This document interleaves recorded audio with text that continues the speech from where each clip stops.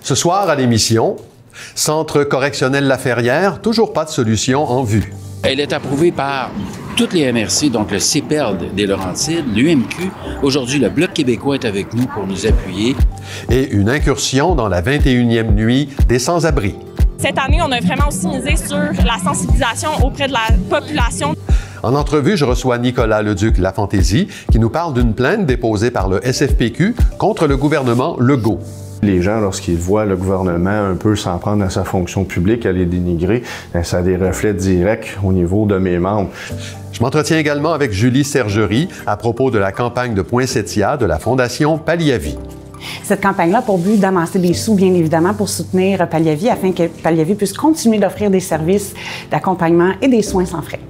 Enfin, le préventionniste enquêteur Éric Huard nous parle du projet ACT qui permet d'agir en amont des crimes violents. C'est inacceptable de penser qu'un événement si violent en plein jour, bondé de gens, dans un lieu public impliquant des armes à feu, se produit.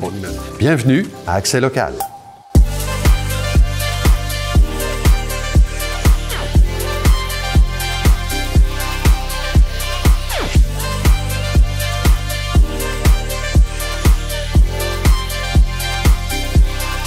Mardi 21 octobre 2025. Bon début de soirée, c'est Claude Desjardins, en compagnie d'Héloïse Lagacé. Bonsoir Héloïse. Bonsoir Claude. Alors Héloïse, il y a du nouveau ou pas beaucoup de nouveau concernant le dossier du centre correctionnel La Ferrière à Saint-Jérôme. Absolument Claude. Alors on a Marc Boursier qui est le maire de la ville de Saint-Jérôme. On avait aussi Réal-Éloi Fortin, le député de la Rivière-du-Nord, et Yves-François Blanchet, le chef du Bloc québécois, qui se sont déplacés sur les lieux de l'ancien centre correctionnel communautaire La Ferrière pour justement discuter d'une nouvelle. On se rappelle que le centre a été détruit en 2022 et puis a été laissé à l'abandon en fait depuis 2019. Donc ça a pris en fait un 3 ans pour le gouvernement du Québec avant de prendre la décision de détruire le bâtiment.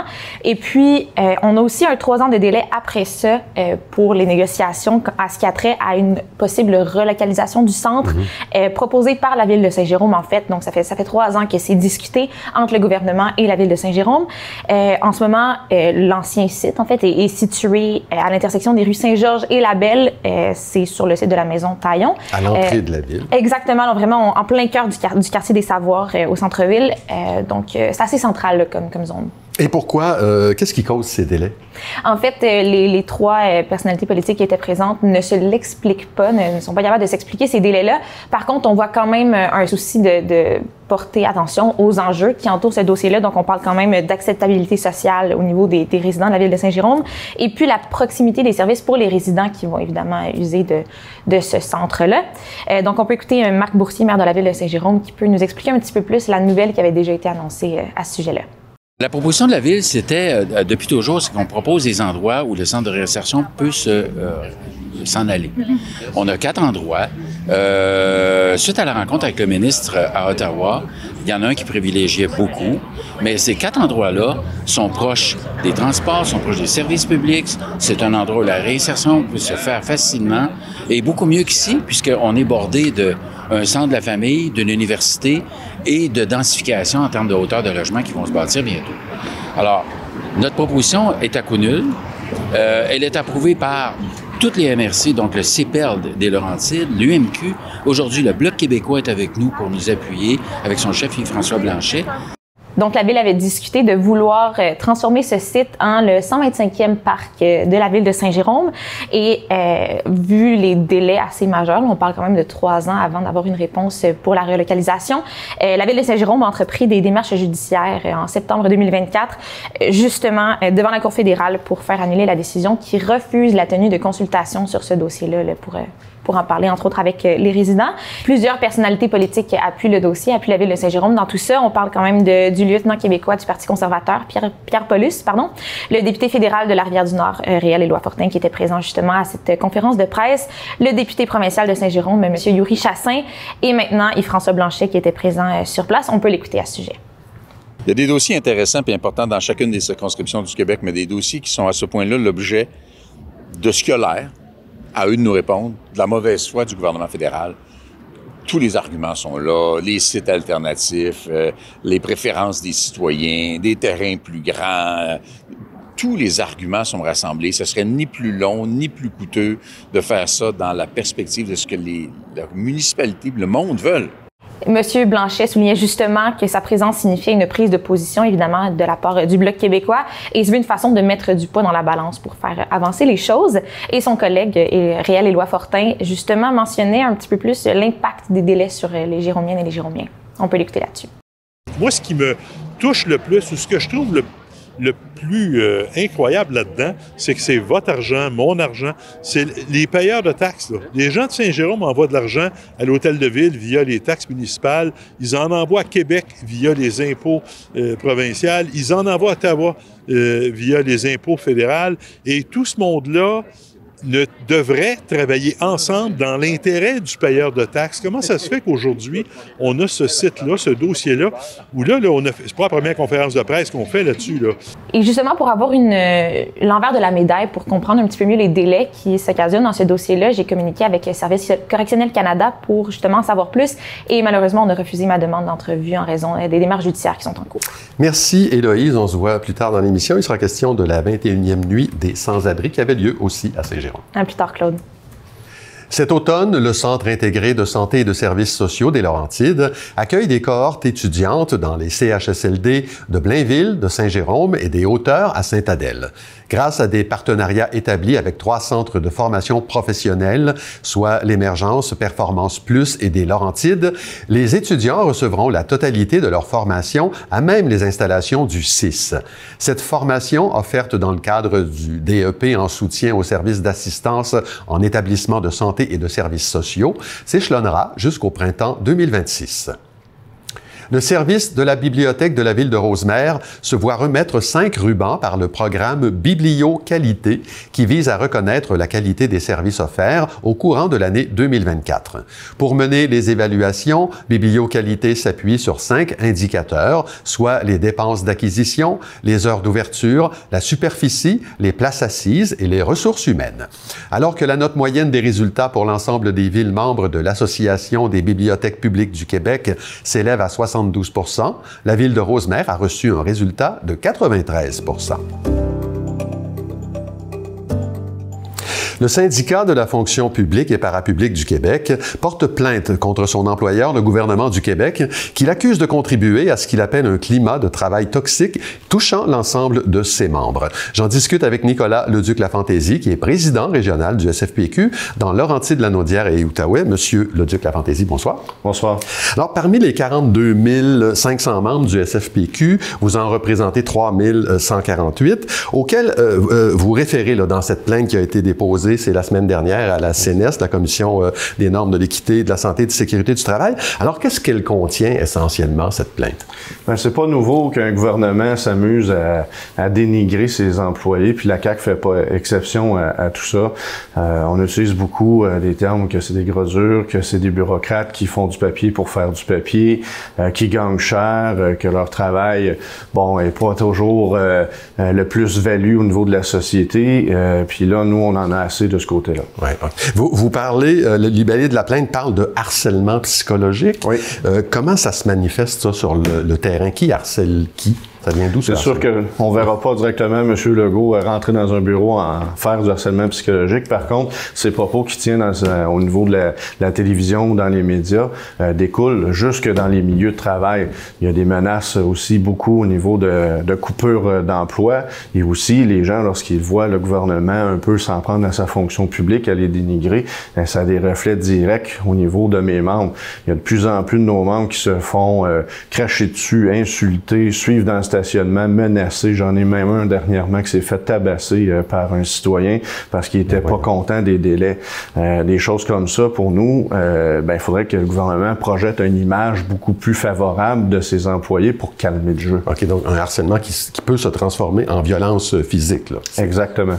Le gouvernement de la CAQ avait pris cet engagement de couper dans la fonction publique.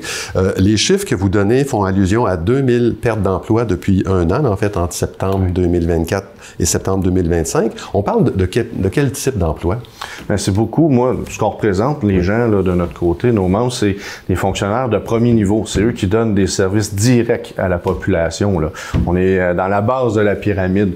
Fait que nous, on s'explique mal de voir que le gouvernement dit on va faire des coupes, il n'y aura pas d'impact au niveau des services à la population, alors que c'est eux qui traitent directement avec le citoyen.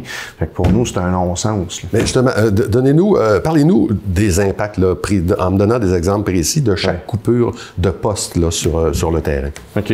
Concrètement, au niveau des Laurentides, on a perdu beaucoup d'employés au niveau du ministère de l'Environnement. Dans pas long, il va être très rare de pouvoir faire des inspections, faire des suivis environnementaux. Ça va laisser le champ libre à des entreprises ou des gens qui ont des mauvaises intentions de ce côté-là.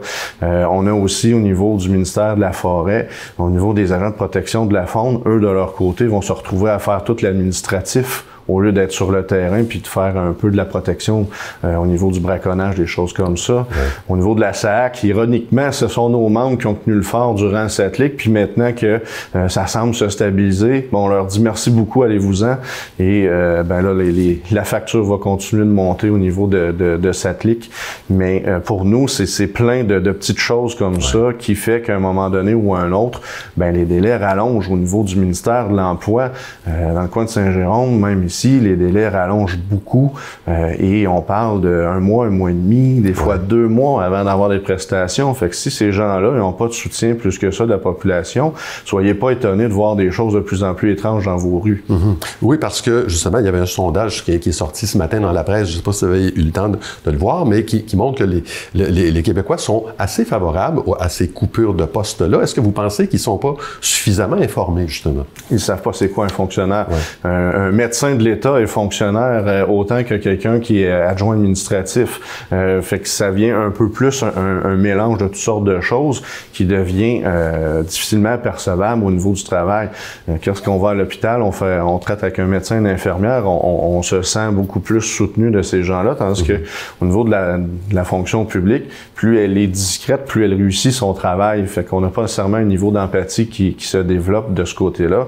Mais à tous les jours, tous les gens, vous bénéficiez des services publics sans vous en rendre compte.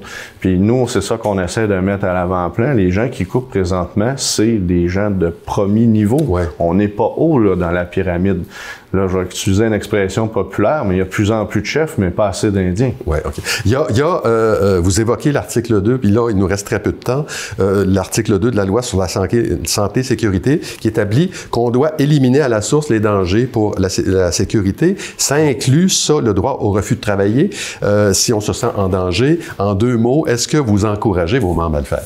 Mais d'un, c'est d'appeler aux syndicats, leurs bureaux régionaux pour évaluer les situations. Ça va être vraiment du cas par cas de ce côté-là. Mais oui, ça commence à glisser dangereusement à plusieurs endroits. Alors, Nicolas Leduc-Lafantaisie, c'est tout le temps qu'on a. Merci d'avoir été là. Merci beaucoup. La coopérative de développement régional Outaouais-Laurentides a tenu un colloque réunissant près d'une centaine de chercheuses et de chercheurs, d'acteurs du milieu de l'économie sociale, d'élus, d'étudiantes et d'étudiants, le 15 octobre dernier à l'Université du Québec en Outaouais, campus de Saint-Jérôme, dans le cadre de son 50e anniversaire. Cet événement, tenu dans le cadre de la Semaine de la coopération, se concentrait sur les moyens à prendre pour renforcer l'ancrage territorial de l'économie sociale pour des communautés plus durable et solidaire. L'établissement qui s'élèvera en lieu et place de l'école primaire Saint-Pierre à Sainte-Thérèse porte déjà un nom, l'école de la Voltige. Dès la rentrée scolaire de 2026-2027, les nouvelles installations accueilleront les élèves et le personnel scolaire qui ont participé au processus toponymique en soumettant leurs propositions. Érigée au coût de 50 millions de dollars, l'école de la Voltige accueillera 780 jeunes répartis dans 26 classes. On va parler sécurité publique avec le préventionniste enquêteur Éric Huard. Bonsoir, Éric. Bonsoir. Bon retour à l'émission et je vois que vous avez des nouvelles couleurs. Ben oui, merci. Je me suis mis beau pour l'occasion. En fait, c'est qu'on est en campagne présentement pour amasser des dons concernant la lutte au cancer du sein. Donc, il est possible, vous voyez les policiers avec ça ici. Puis, on essaie de travailler cette démarche-là. Merci d'en faire mention. Bien, bravo pour ça. C'est pas le sujet de votre chronique aujourd'hui. Vous voulez nous rappeler un événement dramatique là, qui s'est déroulé dans un café Starbucks à Laval récemment pour nous présenter un nouveau projet à la RIPTV, le projet ACT. Exact. C'est très important. Là, comme vous le savez, il y a malheureusement une hausse des événements qui impliquent des armes à feu. Et là, on a un travail à faire. Le projet ACT est une continuité du projet Centaure qui est sur le territoire provincial, mais là, c'est de saveur locale. Puis c'est les actions concertées pour la tranquillité des établissements. Dans le fond, nous, ce qu'on veut, c'est être présent dans les établissements licenciés, que ce soit restaurant, que ce soit bar, bistrot. On veut être présent dans la période de jour pour reconnaître les individus criminels, pour offrir du soutien aux commerçants, puis procéder à de l'échange d'informations du même coup, puis être très visible. C'est une priorité pour l'organisation. C'est la première fois aujourd'hui qu'on donne une entrevue, qu'on parle de ce projet-là. Fait que c'est extrêmement important pour nous. Puis ça se traduit dans 3 actes. C'est simple. Prévention, répression ciblée et échange d'informations pour surtout le département du renseignement criminel qui travaille très fort ces temps-ci. Nous, pas question qu'il arrive un événement comme à Laval sur notre territoire. Puis nous, on supporte les services de police qui travaillent en ce sens. C'est inacceptable de penser qu'un événement aussi violent en plein jour, bondé de gens, dans un lieu public impliquant des armes à feu, se produit. On imagine que ça a été extrêmement traumatisant pour les gens qui étaient là. Le mot d'ordre, si j'ai bien saisi, du projet ACT, c'est la visibilité. Exact. Dans le fond, c'est pas compliqué, là. C'est présence policière dans les lieux publics puis dans les établissements licenciés. Puis nous, on veut amener une collaboration avec un commerçant. Est-ce qu'il est possible qu'un commerçant ait des clients qui peuvent s'apparenter au milieu criminalisé, puis que ce propriétaire-là, les employés, ne souhaitent pas la présence de ces gens-là? Mais nous, quand on va se présenter à eux, on veut leur offrir du soutien. Est-ce que c'est possible que ces gens-là veuillent nous parler, nous donner de l'information de façon confidentielle? C'est ça le projet ACT. Puis nous, on veut faire sentir à tous les gens qui pourraient être issus du milieu criminel, on va être présent dans nos établissements. Et même, ce qu'il y a de différent, c'est dans le jour. Ouais. Est-ce qu'il est possible que de midi à 4 heures ou à un autre moment ciblé, il y ait des rencontres, il y ait des réunions issues du milieu criminel? Ben oui, si c'est le cas, nous, on va être là puis on va se montrer visible. Donc, faut pas penser que si vous voyez des policiers arriver dans un restaurant alors que vous dînez, mais qu'il y a un problème. Oui, j'allais vous le demander ça parce que, bon, moi, je m'imagine très bien, je suis dans un restaurant, et je vois des policiers arriver, ça peut me donner un petit stress, pas parce que j'ai peur de la police, mais je peux me demander, bon, pourquoi ils sont là? Est-ce qu'il y a une manière vous avez une manière différente d'investir les lieux à ce moment-là? Oui, exact. Tu sais, souvent, là, vous allez voir, les policiers vont rentrer avec le sourire, ils vont saluer les gens, ils vont se rendre directement au bar, à la réception, rencontrer les employés. Si le propriétaire est là, si le gérant est là, on va entamer une discussion, on va se présenter, on va poser des questions, puis on va leur dire, regardez, à un moment donné, s'il y a des informations que vous voudriez nous transmettre, que vous êtes préoccupés, on est là pour vous, on va vous supporter. Puis en même temps, ben, est-ce qu'il y a des gens identifiés pertinents dans l'établissement? Est-ce qu'il y a des noms? Est-ce qu'il y a du monde qui peuvent être associés au milieu criminel, qu'on voudrait signaler leur présence, monter de l'information, travailler avec la Sûreté du Québec? C'est des choses qui peuvent être faites, c'est ça l'objectif concret. Mais est-ce qu'on sait pourquoi ces gens-là choisissent ces lieux publics-là pour se rencontrer? Pas nécessairement. Des fois, c'est des gens qui veulent aller au restaurant tout simplement. Ouais. Ils se sentent à l'aise. Est-ce que c'est stratégique? On se le cachera pas. Le territoire ici entrecoupe l'autoroute 15, l'autoroute 640. On est près de Montréal, on est près de Laval, on est près des grands centres. C'est donc possible qu'un restaurant quelconque soit associé à des rencontres de ce type-là. Puis nous, notre travail, c'est d'échanger de l'information, identifier les personnes clés. Vous allez voir, là, tous les divisions vont être mises à contribution. C'est donc de dire que les enquêteurs, les gens de la prévention, les patrouilleurs, les gens du renseignement criminel, 4 policiers, un groupe, se rendent dans les établissements à toute heure du jour et que c'est possible que si on a de l'information pertinente, que ça se passe aussi de soir. Mais nous, le projet ACT, c'est une priorité. On va travailler en ce sens, puis on veut que les gens se sentent en sécurité sur leur territoire, peu importe l'endroit que vous fréquentez. OK. Le projet Centaure, ça a donné des résultats positifs? Ça? Oui, ça se poursuit. Puis nous, on continue de participer au projet Centaure. Oui. C'est vraiment que là, c'est une collaboration avec tous les corps de police. Mais là, nous, à saveur locale, sur notre territoire, on tenait à faire quelque chose de semblable parce qu'on veut que le sentiment de sécurité persiste, puis on veut que nos commerçants se sentent supportés. Éric Huard, merci beaucoup. Hey, merci à vous. La Fondation Palliavi vient de lancer sa campagne annuelle de vente de poinsettia. Vous savez, cette plante vedette du temps des fêtes. C'est un exercice qui favorise le maintien de la douce mission de Palliavi. Et pour en parler, je reçois Julie Sergerie, coordonnatrice des communications et du marketing pour la Fondation. Madame Sergerie, bonsoir. Bonsoir. Alors, la douceur, hein, c'est vraiment le mot pour définir l'ensemble des actions de Palliavi, je dirais. Et votre Fondation y participe concrètement en amassant des sous. C'est ça, c'est le rôle d'une fondation. Alors, vous, par toutes sortes de moyens, dont cette campagne annuelle de poinsettia, comment ça va fonctionner? En fait, c'est la 10e campagne annuelle de poinsettia qui a été lancée la semaine dernière. Cette campagne-là a pour but d'amasser des sous, bien évidemment, pour soutenir Palliavi afin que Palliavi puisse continuer d'offrir des services d'accompagnement et des soins sans frais. Oui. Et est-ce que vous avez un objectif financier pour cette campagne? On n'a pas nécessairement un objectif financier qu'on s'est fixé. C'est certain qu'on espère toujours battre le record de l'année dernière. Donc, l'année dernière, on a ramassé tout près de 20 000 avec cette campagne-là. Et puis, on espère cette année surpasser la barre des 20 000 Ce sont, vous l'avez dit, des services d'accompagnement qui sont proposés chez Palliavi. On pourrait avoir tendance à penser qu'ils s'adressent à des personnes malades ou en fin de vie, ce qui n'est pas faux. Mais en fait, les personnes qui les reçoivent ont plusieurs visages. Effectivement, Palliavi existe en fait depuis 1983, donc ça fait plus de 40 ans maintenant qu'on accompagne notre clientèle. Tout d'abord, on accompagne les personnes atteintes de cancer à tout stade de la maladie ou de maladies dégénératives dont l'issue est terminale. Mais on accompagne également les personnes proches aidantes et les personnes endeuillées de la région des Laurentides avec les services d'accompagnement. Ensuite de ça, à la maison de soins palliatifs, on accueille les personnes dont le pronostic de vie est de moins de 3 mois accompagnées de leurs proches. D'accord. Palliavi a besoin, bon an, mal an, pour soutenir tous ces services-là, de 3 millions de dollars. Hein. Il y a une portion de tout près de 50%, ça m'impressionne beaucoup, qui provient des dons à votre fondation. Comment on y parvient, ça, à ramasser 3 millions de dollars? Bien, c'est certain que Palliavi est extrêmement privilégié. On a une communauté qui nous soutient, qui est très attachée à notre organisme, donc qui participe à nos activités de financement, qu'elles soient d'ordre corporatif ou d'ordre grand public, comme notre marche annuelle, par exemple. Ouais. Et il y a également les dons qui sont faits à travers différents programmes, comme par exemple le don in memoriam ou tout simplement en répondant à de la sollicitation postale, là, par exemple. Voilà. Vous avez soutenu un projet important qui est le centre de jour. Il y avait une campagne spécifique pour financer tout ça. La construction est lancée. Il y a quelques mois, il y a quelqu'un de votre fondation qui était venu nous dire qu'il manquait 1 million de dollars pour rencontrer votre objectif. Est-ce que c'est réglé, ça, cette question-là? C'est pas tout à fait réglé. Par contre, on s'est beaucoup approché de notre objectif. Là, c'est pour ça que, d'ailleurs, la construction a pu commencer. Ouais. On espère là, vraiment, sincèrement, aller ramasser les sous là, d'ici Noël pour nous permettre là, vraiment de pouvoir procéder à l'ouverture du centre de jour dès le printemps prochain et accueillir la clientèle. On est efficace. D'ailleurs, bon, vous l'avez dit, le chantier est lancé, puis il y a eu une cérémonie bien spéciale le 18 septembre sur le chantier du centre. Racontez-nous. Bien, en fait, c'est qu'on devait faire une pelletée de terre traditionnelle, là, comme on voit un peu partout quand il y a des projets comme ça. Par contre, on a été un petit peu surpris juste avant les vacances de la construction où on nous a dit, bien, au retour, nous, on commence les travaux.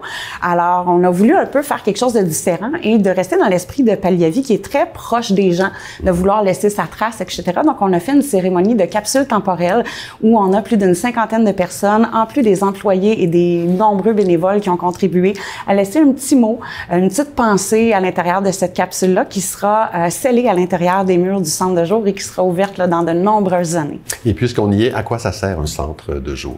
Le centre de jour, en fait, c'est pour offrir des services à une clientèle qui n'est pas encore prête à être admise en maison de soins palliatifs parce que le prognostic de vie est plus grand que 3 mois. Toutefois, des fois, dans notre système de santé, il y a des zones grises qui sont plus ou moins couvertes par les autres services. Donc, en venant à Palliavi au centre de jour, ces personnes-là vont pouvoir recevoir des services additionnels qu'ils ne reçoivent pas nécessairement par le système de santé traditionnel, si on veut le dire comme ça. D'accord. Écoutez, en terminant, je rappelle que cette campagne de poinsettia se poursuit jusqu'au 27 novembre, qu'il est possible de faire aussi un don en tout temps en passant par votre site web, Julie Sergerie de la Fondation Palliavi. Merci beaucoup d'avoir été là. Merci à vous. On est de retour avec Héloïse Lagacé. Vous étiez à la 21e nuit des sans-abri qui avait lieu le 17 octobre dernier, ça c'est vendredi, à Saint-Jérôme. Absolument, Claude. J'ai pu justement découvrir les ressources qui étaient offertes pour la Nuit des sans-abri, qui étaient présents pour justement informer les gens par rapport à la situation des sans-abri à Saint-Jérôme, qui est quand même un enjeu assez important actuellement. J'ai pu m'entretenir avec Jean Letourneau, travailleur de rue, sur ce qui ne considère pas des services, mais bien un accompagnement humain envers justement les personnes en situation d'itinérance. Donc, c'est beaucoup plus justement que des services. C'est vraiment un contact. Et puis, j'ai aussi pu parler avec Isabelle Prudhomme, qui a été dans la rue justement pendant 5 ans et qui parle de sa reconnaissance face justement aux ressources qui existent. On peut écouter un reportage là-dessus ce soir. Pourquoi on est là ce soir? Qu'est-ce qui se passe? Pour la Nuit des sans-abri, pour la 21e édition, à Saint-Jérôme. C'est ça, la Nuit des sans-abri là, qui se fait à chaque année. Donc, il y a national et aussi c'est ça, à Saint-Jérôme, Sainte-Adèle, Sainte-Agathe. En fait, c'est toute la journée. Donc, on a à 6 heures la marche annuelle. Le jour, on a des kiosques, des organismes communautaires qui donnent des services pour la communauté de la rue. Puis sinon, c'est ça, le soir, on a plus une programmation divertissante, soit des prestations musicales, ou sinon, on a un show d'humoristes ce soir de Cédric Bergeron. Il y a aussi des kiosques qui donnent de la nourriture, soit des hot dogs, soit de la pizza, de la soupe. Le comité est fait d'organismes communautaires qui viennent en aide à la communauté. Puis aussi, c'est ça, on a aussi des personnes de la communauté qui se joignent au comité vraiment pour savoir c'est quoi leurs besoins, qu'est-ce qu'ils veulent, qu'est-ce qu'ils aimeraient aussi, parce qu'on fait vraiment ça pour eux. Cette année, on a vraiment aussi misé sur la sensibilisation auprès de la population, donc les kiosques qui rejoignaient aussi la communauté comme les citoyens. L'itinérance, c'est un symptôme social, de causes multiples. Bon, on ne traite pas, dans le fond, un symptôme. Je veux dire, on ne finance pas non plus un symptôme, mais il faut aller vers les causes. Puis pour comprendre les enjeux que les gens vivent, qui les amènent des fois dans une situation d'itinérance, mais il faut les côtoyer. Moi, je suis travailleur de rue, je suis dans la communauté de Saint-Jérôme depuis plus de 20 ans. Notre objectif, c'est d'être en lien, d'avoir une relation avec la communauté plus désaffiliée, plus appauvrie. Et puis, tranquillement, ça va venir d'eux qui vont nous exprimer c'est quoi qu'il y aurait de besoin, qu'est-ce qui est arrivé dans leur vie, qui les a ramassés dans cette situation-là. Il faut vraiment aller vers les gens qui vivent ces situations-là, puis d'essayer de comprendre avec eux. Puis ils sont très craintifs souvent, que ça prend du temps avant qu'ils s'ouvrent. Moi, c'est Isabelle Prudhomme. J'ai été dans la rue pendant les 5 dernières années. Récemment, j'ai un appartement. C'est grâce à tous les organismes qu'il y a à Saint-Jérôme. Chacun d'eux, grâce à eux, je suis encore vivante. Puis aujourd'hui, je m'en sors. On a la hutte, on a le frontline, on a le dispensaire. Ils vont nous donner du linge, des abris, des tentes, des couvertures, à manger, des cartes cadeaux pour qu'on puisse aller procurer ce qu'on a besoin. Ils viennent nous ce qu'on est. On peut être caché n'importe où dans la ville parce qu'on a honte. Ils nous trouvent. Ils nous laissent pas mourir de froid là. Excusez, c'est intense, ça. C'est ça. C'est précieux. C'est de l'aide qui est précieuse. C'est de l'aide qu'on n'aurait pas... Il n'y a pas un montant d'argent qui le vaut. Il y a pas... il change la donne. Il change la face du monde. La détresse humaine est beaucoup moins pénible avec chacun d'eux. Puis vraiment, chacun d'eux. T'sais, on n'y arriverait pas. Jean, souvent, il est venu me chercher avec son chien. Parce qu'il n'y avait pas d'autre moyen de m'atteindre. Mon attention n'était pas là. Il venait me chercher avec son chien. Il y a des chiens Mira. Fait qu'il venait me chercher comme ça. Mais c'est une des premières personnes qui a réussi à m'atteindre vraiment moi. À percer ma carapace. Puis à ce que je me rappelle que j'existais, j'étais importante. Puis ça m'a donné beaucoup de courage, beaucoup d'espoir, puis beaucoup de force pour continuer à y aller tout seul après faire mes choses qui dépendaient dans le fond de moi. Oui, ils m'ont encouragée, oui, ils m'ont donné la ligne d'aller, la marche à suivre, mais ça me donnait l'énergie puis la confiance en moi pour pouvoir recommencer. Eux, ils savent quand c'est le bon moment de nous tendre la main. Puis je pense que ça prend des bons professionnels. Ça s'apprend pas à l'école, ça s'apprend dans la rue, ça s'apprend devant la détresse, devant la souffrance, devant... C'est de la violence, c'est de la drogue, c'est du crime. On va commettre des crimes pour s'en sortir, pour survivre. On s'enfonce des dates de cours, des sentences. On va s'enfoncer dans la drogue aussi pour pas avoir froid, pas avoir de peine. C'est de la détresse humaine, c'est de la déchéance, c'est le fond du baril. Puis personne ne mérite ça. Personne n'est à l'abri maintenant de ça. Ça peut arriver à n'importe qui, mais l'important, c'est qu'il faut garder espoir. Il faut garder espoir, puis si on fait comme il faut, ben on finit par être récompensé, puis les choses se replacent lentement, mais sûrement. N'importe qui se ramasse dans la rue, de faire confiance au système, de faire confiance aux gens qui sont là pour leur apporter un coup de main. Peut-être que c'est pas le coup de main que sur le coup, eux voudraient. OK? Parce que si on l'a trop facile aussi, c'est pas mieux, on n'apprend rien. Mais le coup de main qui est offert, c'est le bon. OK? C'est le bon. Que ce soit un petit 2 minutes d'attention, que ce soit un accompagnement à la cour, que ce soit juste des démarches légales pour vivre, l'aide sociale ou n'importe quoi avec ses enfants. Ils sont là pour ça. Puis sur le coup, c'est peut-être pas ça qu'on veut, mais ça commence là. Tu viens à marche avec nous autres? Oui. Oui? Oui. Go. Merci, Héloïse. On se voit demain. À demain, Claude. Mais voilà, c'est tout pour aujourd'hui. Merci beaucoup d'avoir été là. L'émission Goûter local suit à l'instant. Je vous rappelle que vous pouvez consulter l'ensemble de la programmation de TVBL sur notre site web et regarder toutes nos émissions sur notre chaîne YouTube au nom de toute l'équipe. Je vous souhaite une excellente soirée à notre antenne.